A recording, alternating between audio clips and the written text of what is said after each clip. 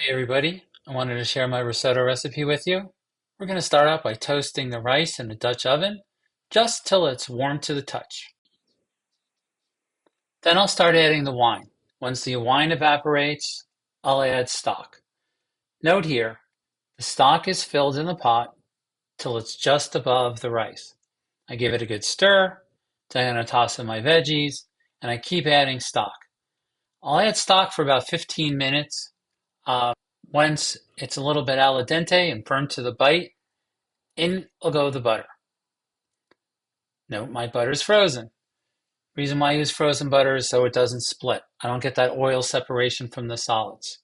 Once that's incorporated in goes the cheese. Give it a stir, make sure it's al dente.